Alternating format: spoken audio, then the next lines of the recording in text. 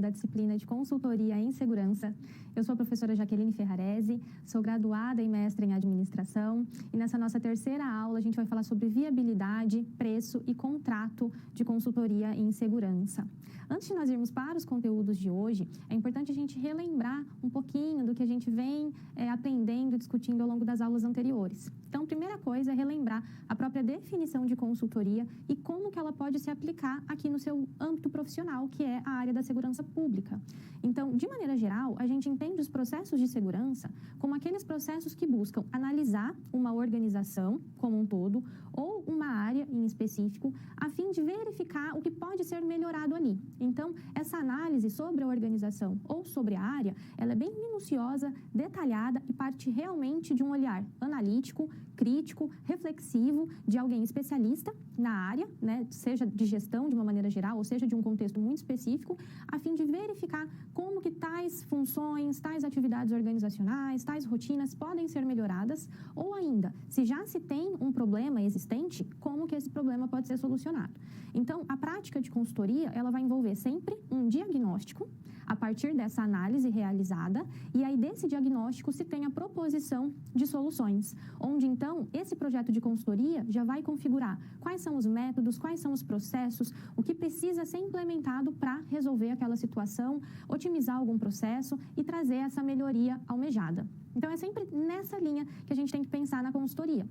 É importante também fundamentar que, às vezes, não se tem um problema específico, já aparente, algo que precisa ser solucionado, mas que a organização quer melhorar o seu desempenho, quer obter resultados mais satisfatórios, quer se tornar mais competitiva, quer oferecer mais serviços de qualidade, né, com maior qualidade, e aí, então, ela tem esse processo de consultoria para essa avaliação, para que sejam verificadas situações que podem ser otimizadas. Então, quando a gente fala que a consultoria parte de um problema, não necessariamente é um problema no sentido pejorativo, algo que esteja trazendo algum transtorno ou causando algum prejuízo, mas simplesmente uma situação que, perante a organização, ela sente a necessidade de melhorar e de se potencializar no que diz respeito aos seus resultados.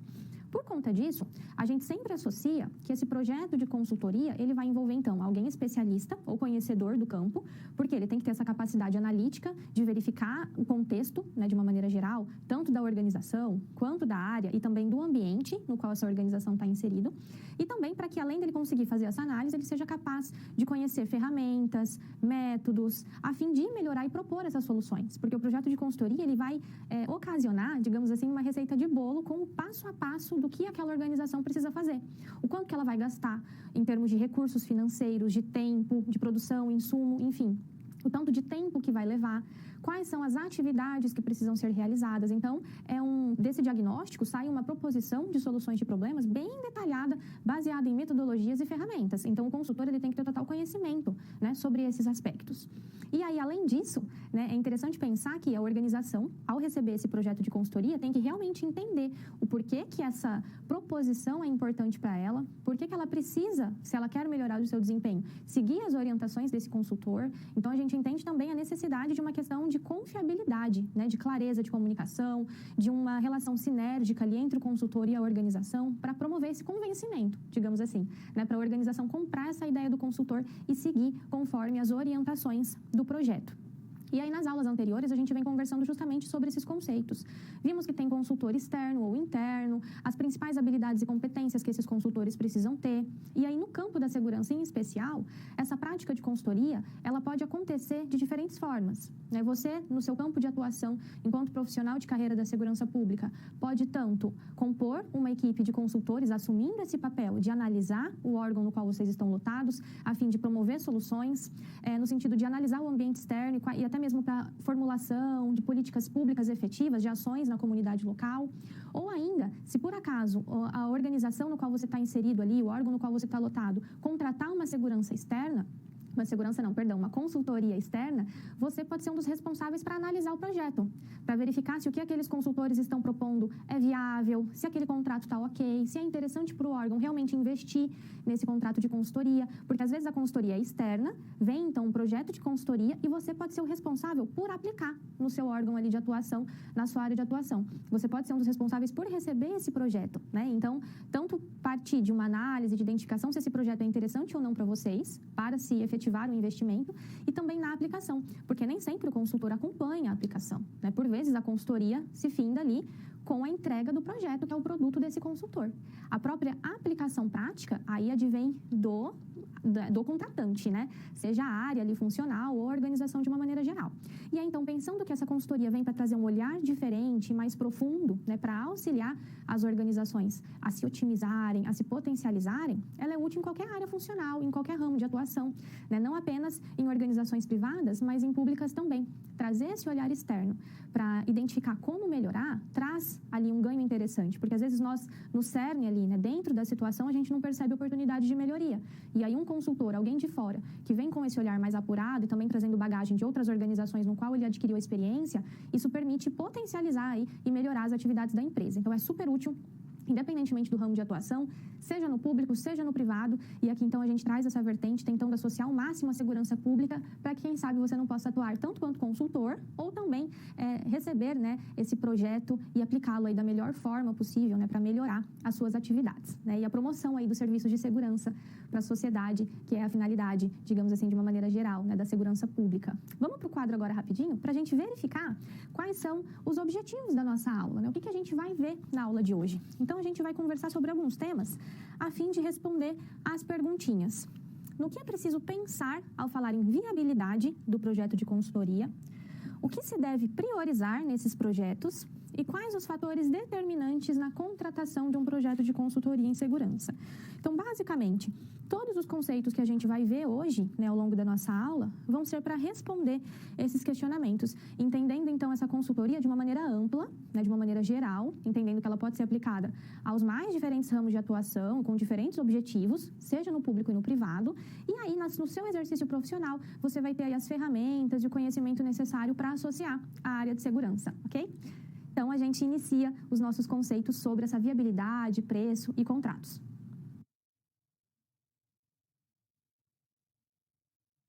Em viabilidade e priorização de projetos de consultoria, é interessante porque a gente começa a pensar que recursos são limitados, né? As organizações elas não despendem de investimentos ou recursos financeiros de maneira infinita. Pelo contrário, ela precisa gerenciar esses recursos. E todo projeto, mudança, implementação de novos processos requer investimento. Requer ali um dispêndio financeiro para que essas mudanças sejam passíveis de acontecer. E, então, nem toda atividade, nem toda mudança é viável, né? Nem toda possibilidade de mudança é interessante. E aí cabe, então, às organizações verificarem quais são as atividades mais viáveis, o que priorizar em termos de mudança, porque às vezes tem várias coisinhas para solucionar, né? Várias situações que a empresa, a organização percebe que é possível melhorar e que é necessário melhorar. Mas como tudo isso depende de investimento, né, de recurso, nem sempre ela consegue agir sobre todas essas situações ao mesmo tempo ou em curtos períodos de tempo. E aí é necessário, então, uma priorização. O que é preciso realizar primeiro, né, sobre o que se debruçar primeiro em termos de solução de problemas. Então, vamos comigo para o quadro, porque a gente inicia falando um pouco sobre viabilidade. E para isso tem-se algumas técnicas associadas ao estudo da viabilidade de projetos, de uma maneira geral, né? E aqui a gente associa para a consultoria. Então, em suma, quando a gente fala em viabilidade, a gente já pode associar a própria finalidade, né, o próprio significado da palavra. Viabilidade que vem daquilo que é viável, daquilo que é capaz de sobreviver, de se desenvolver, de viver, né, aquilo que é viável. Então, quando a gente fala de verificar a viabilidade, a gente está falando daquele julgamento de poder julgar, de poder dizer se o projeto faz sentido ou não, se o projeto é capaz de se desenvolver ou não, positivamente, né, efetivamente na organização. Então, de maneira mais ampla, pensando nessa viabilidade, verificar essa viabilidade de projetos e ter critérios comuns e lógicos para priorizá-los é interessante, uma vez que toda organização possui esses recursos limitados para atender todas as suas demandas. Então, é verificar o que é viável e ainda priorizar isso, partindo desse pressuposto que a organização não vai abraçar todos os seus problemas de uma vez, pensando justamente nesses problemas não apenas como uma questão pejorativa, né, mas no sentido de situações que podem ser melhoradas. Então, a ideia é entender quais critérios seriam esses a serem priorizados, sobre o que pensar quando a gente fala nessa busca pelo entendimento do que é viável e do que é necessário a priori, né, pensando nesse direcionamento aí de recursos e de investimento. Então, além desses aspectos econômico-financeiros que definem minimamente a viabilidade, no sentido de que é viável financeiramente falando, pensando nesses recursos que a organização tem alguns outros fatores que precisam ser julgados para configurar essa viabilidade. Então, quando nós falamos em um projeto ser viável ou não, às vezes a gente associa diretamente ou exclusivamente a questões financeiras, mas não é só isso. Tem alguns outros aspectos que a gente precisa considerar, como, por exemplo, conformidade legal ou regulatória. Às vezes tem alguma imposição legal que já me prioriza o que eu preciso fazer, porque às vezes não é o mais necessário para mim, do ponto de vista gerencial, mas tem alguma imposição legal ou algum regulamento que me pede para agir sobre isso urgentemente. Então, é isso que eu vou priorizar. Se é algo que está voltado à preservação da segurança dos colaboradores ou dos clientes, que daí isso já me dá um indício de priorização, porque eu vou trazer uma mudança, vou implementar ou melhorar um processo, né, que me amplia essa segurança. Quando é para preservar a marca ou a reputação, seja do produto, seja da organização, porque essa questão de imagem e reputação acaba sendo realmente priorizado, ou ainda quando tem interferência na preservação ou proteção da sua fatia de mercado. E se a gente for para o órgão público, se a gente for pensar quem é o público-alvo das organizações públicas, é a sociedade, né? A sociedade aí de uma maneira geral, que é quem recebe os serviços públicos. Continuando então, os critérios de viabilidade, eles dizem respeito à avaliação se esse determinado projeto é viável ou não, como eu disse aqui no início. E uma vez esses projetos sendo definidos como viáveis, uma vez sendo atestada essa viabilidade, devem ser definidos, então, dentro de uma ordem de prioridade, haja vista que a quantidade de recursos a ser investida é sempre menor que a demanda existente. Então, por mais que você identifique vários projetos viáveis e várias situações a serem solucionadas, é preciso haver uma ordem de prioridade para que a organização, ao receber esse projeto, saiba por onde ela deve começar e quais ações são mais importantes para ela implementar, utilizando, né, desses recursos limitados que ela tem. Então, para fins de definição, né, para a gente frisar bem esses conceitos, viabilidade de um projeto está intimamente ligada à capacidade de um projeto se pagar, se desenvolver, né, da organização conseguir manter esse projeto e que ele vai trazer ali, ele vai se sustentar na organização, né, não vai trazer prejuízo. E a prioridade de um projeto está ligado ao grau de procedência que é dado a cada um, ou seja, qual a sua prioridade em relação aos demais para ser executado. Então, você tem que realmente entender a situação de uma maneira geral, sob um olhar ampliado, para você ser capaz de definir o que é para ser priorizado ou não. Né? Se você não tem essa lógica, esse entendimento geral de tudo que precisa ser feito, de quais os recursos que se tem para a solução de problemas, você não consegue pensar nessa ordem de priorização. Fazendo um parênteses aqui, tem algumas ferramentas interessantes do campo gerencial que auxiliam nessa lógica de priorização. Tem uma que eu não sei se vocês já ouviram falar, que a gente chama de diagrama de Pareto, que ele vem com a lógica de fazer com que a gente consiga identificar, dentro de uma gama de possíveis situações, quais são aquelas que trazem mais resultados ou que impactam mais nos resultados. Então, ele traz uma ordem, uma proporção de 80-20. Então, ele faz uma análise, ele auxilia numa análise que você consiga identificar quais são, por exemplo, 20% das ações que geram 80% dos resultados e quais são 80% das ações que impactam ali ou que geram 20% dos resultados. Ou seja, eu vou agir prioritariamente naqueles 20%, que eles me ocasionam 80%, eles impactam 80% no meu desempenho, no meu resultado. Então, às vezes pode ser uma situação ou alguma rotina que, a priori, pareça um pouco simples ou rotineira demais, mas a gente tem que pensar nos impactos, né, dessas rotinas e dessas ações para poder priorizar. Então, sempre é necessário ter esse diagnóstico do todo. Às vezes, quando a gente vai para um projeto de consultoria, a demanda é sobre uma área em específico, sobre algum departamento, sobre alguma situação em específico. Só que, ainda que seja já uma demanda por um projeto muito característica de um setor ou de uma área, é necessário que o diagnóstico seja o mais completo e mais amplo possível, porque partindo de uma visão sistêmica, nenhuma área, nenhum setor trabalha sozinho. Então, às vezes, os impactos que precisam ser ali resolvidos e que demandam atenção, eles partem de um conjunto de fatores, e não só daquela área em si, daquele setor em si. Ainda aquela área, aquele setor, ele está diretamente associado a outras áreas da organização, né, a outras rotinas. Então, sempre quando você for para um projeto de consultoria para fazer esse diagnóstico, não adianta olhar só para aquela situação. É preciso ter um olhar contextualizado e amplo para conseguir identificar essas influências, essas atividades e justamente poder fazer essa priorização que o estudo de viabilidade pede, né, demanda, e que é tão importante.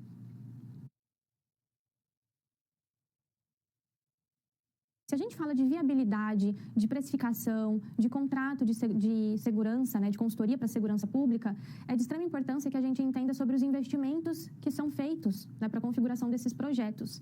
Então, independentemente da área de atuação, do ramo organizacional, seja público ou privado, seja organizações pequenas, médias ou grandes, sempre há um investimento para a implementação de algum projeto de consultoria, ainda que seja um projeto mais direcionado para alguma área específica ou um projeto organizacional que abarque a empresa como um todo. De um jeito ou de outro, tem-se um dispêndio financeiro, um investimento que é limitado, né? As organizações sempre trabalham com recursos limitados para viabilizar e fazer com que essas mudanças, que o que está proposto no projeto de consultoria seja passível de acontecer e de ser colocado em prática.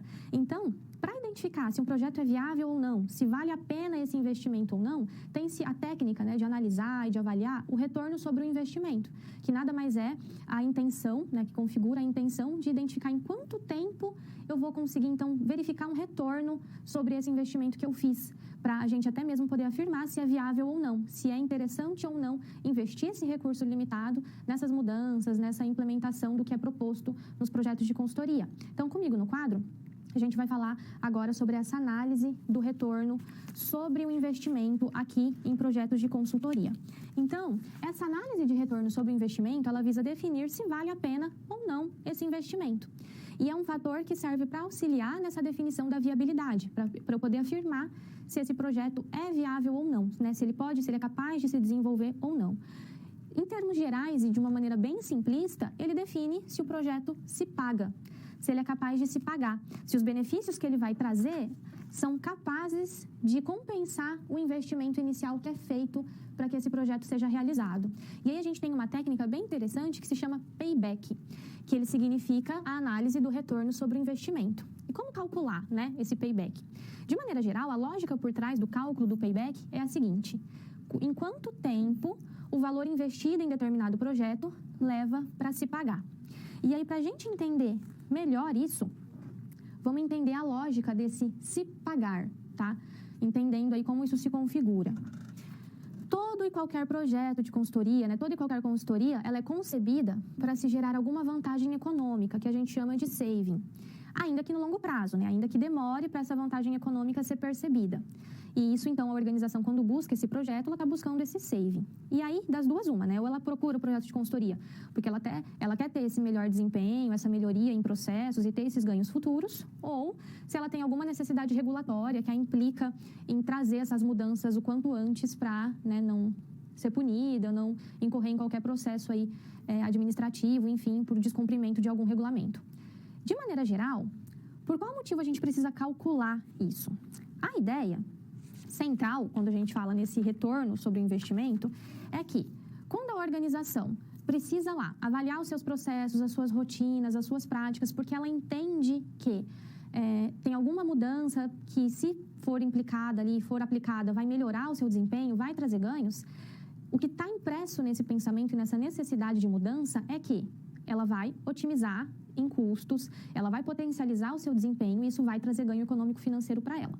Vamos pensar aí de um exemplo bem simples no investimento de novas tecnologias. Então, ela contrata lá um projeto de consultoria para avaliar os sistemas de informação que a empresa utiliza e como ela poderia informatizar processos, como ela poderia melhorar essa questão da implementação de novas tecnologias na empresa para potencializar a execução das suas atividades. Ok. Ela entende que, investindo em novas tecnologias e tendo esse dispêndio financeiro inicial, no longo prazo, alguns custos que ela está tendo, por exemplo, pagando algum servidor mensalmente, um terceirizado, ou com manutenção de sistemas, ou com demora em consecução de processos, isso gera um custo para ela.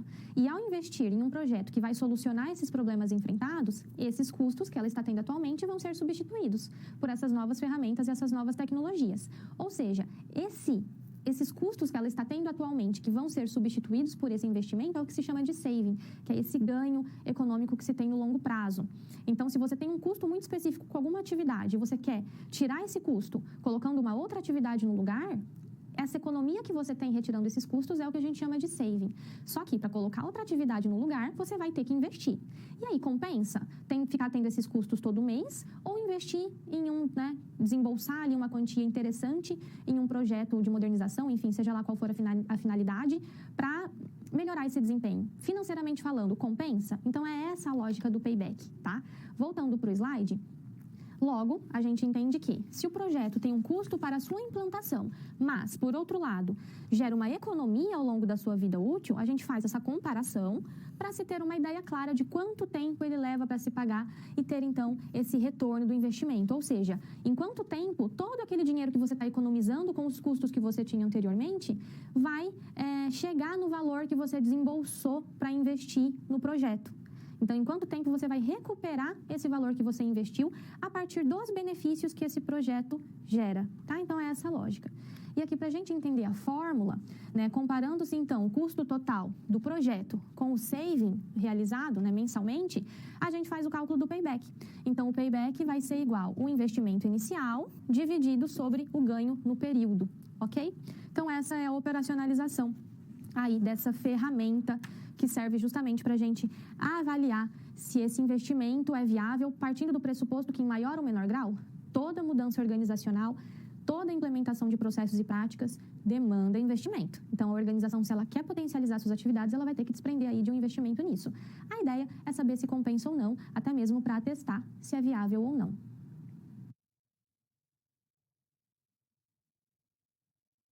Considerando todos os aspectos que envolvem, né, o projeto de consultoria, a consultoria de uma maneira geral, a gente tem a proposta técnica, que aí a gente está indo para um campo mais operacional mesmo, no sentido de organização do projeto. Então, a gente sempre traz alguns conceitos relacionados a essa operacionalização do projeto de consultoria. Então, nesse momento, a gente precisa falar da proposta técnica, porque ela vem para meio que organizar o nosso entendimento sobre a estrutura do projeto, o que precisa constar nessa estrutura, né? Porque a gente sabe que tem que fazer um diagnóstico, que tem que ter um olhar analítico, que essa proposição de melhorias, de uso de ferramentas e métodos, depende muito da habilidade, do conhecimento técnico e prático do consultor, mas isso também precisa ser colocado dentro de uma estrutura para ser apresentado para o cliente e para ser operacionalizado depois também. Então, no slide, a gente vai falar um pouco sobre essa proposta técnica, que configura justamente um documento que se reúne uma série de informações. Então, nessa proposta técnica, vai estar lá, discriminado, quem oferece a consultoria, quais são as necessidades do projeto, qual é o escopo do projeto, as entregas dele, né, os resultados, o que se espera, né, o que vai sair desse projeto, a estrutura analítica, o cronograma, questão de custos, entre outras informações. Então, ele é um documento bem completo que descreve aí todo o projeto de uma maneira geral. O principal intuito da apresentação da proposta técnica é verificar se ela se encontra alinhada à necessidade do cliente e de despertar nele o interesse pela contratação do projeto.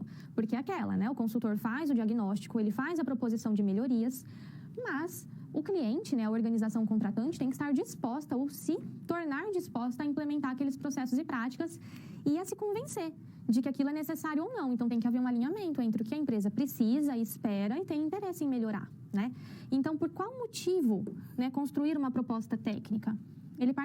Essa proposta parte justamente da intenção de fazer esse alinhamento entre cliente e consultor, porque é preciso que haja, né, essa sinergia, porque é a organização contratante que vai aplicar e vai implementar as proposições constantes no projeto, né? Então, esse alinhamento é obtido ao longo do processo e aí dali se constroem o escopo, a estrutura analítica do projeto, que a gente já conhece, a própria proposta técnica, a proposta comercial, com valores, uma questão mais mercadológica, e o acordo de prestação de serviços, que daí é onde se firma diretamente um contrato entre as partes, com direitos e deveres e obrigações, para que eles caminhem, né, em conjunto aí, rumo aos objetivos desse projeto.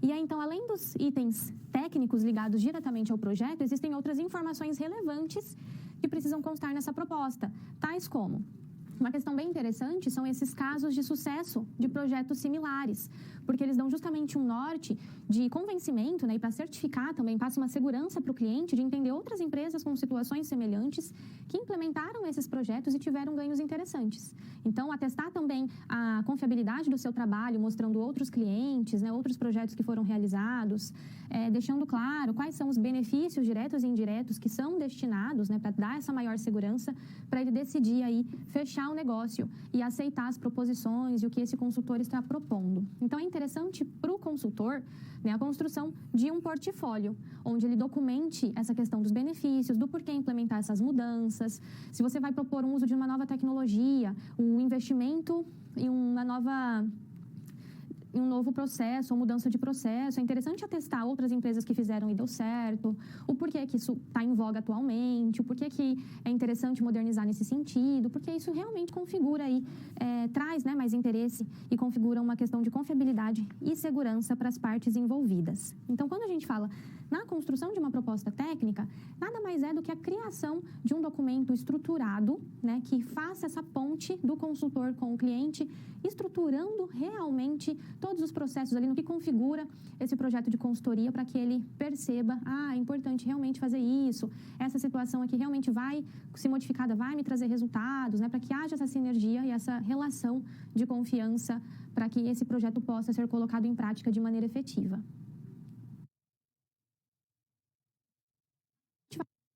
De associação entre teoria e prática para validar alguns desses conceitos que a gente está vendo ao longo da aula, para exercitar melhor esses conhecimentos e alguns conceitos que a gente viu. Então, vamos comigo para o quadro, que a gente vai verificar a nossa situação, problema número 1 de hoje.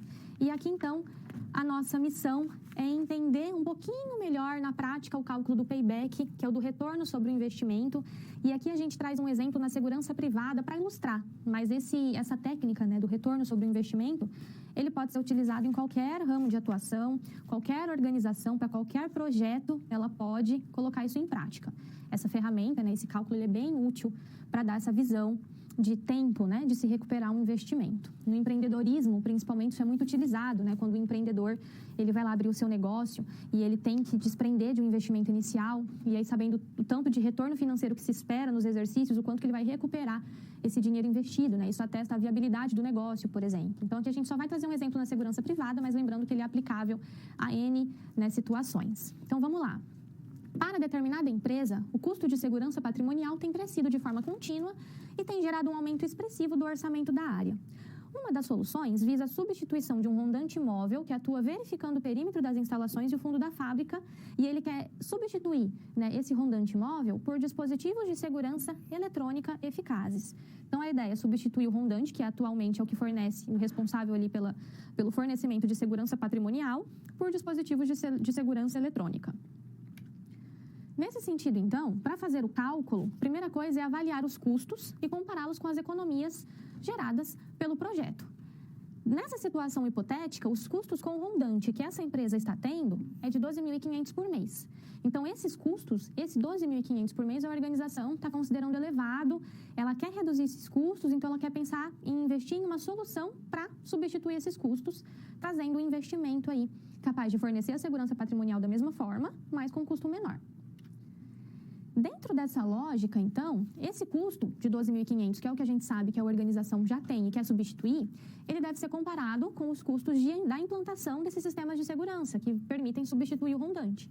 Então, a ideia não é implementar sistemas. Quanto que esses sistemas de segurança eletrônico vão custar?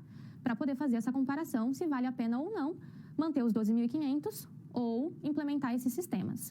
Então, aqui a empresa cotou um conjunto ali de sistemas de informação que trabalham com câmeras externas, mais uma infraestrutura completa no valor de R$ 160 mil.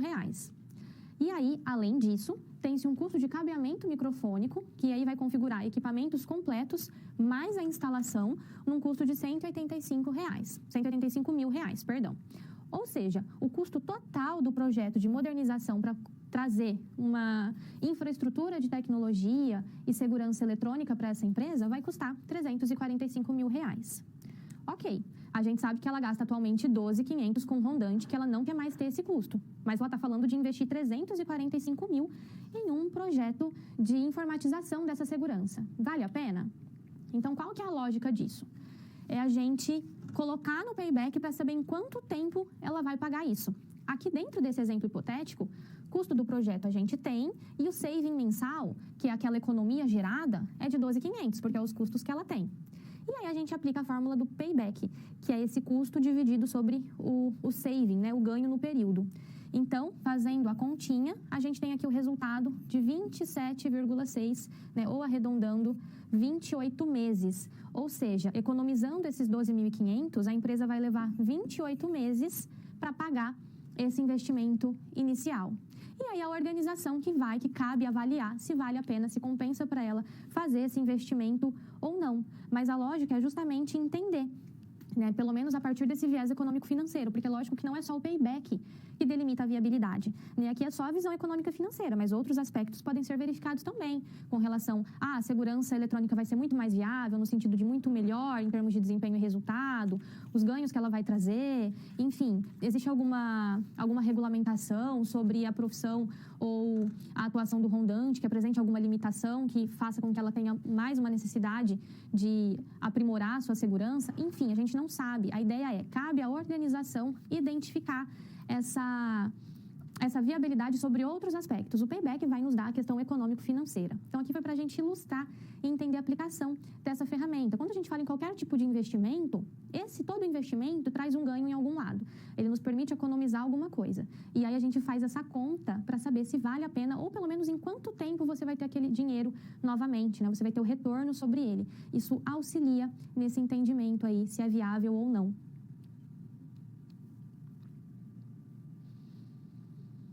A gente vai agora para uma questão para reflexão. Então, vou jogar um questionamento aí para vocês, deixar uns minutinhos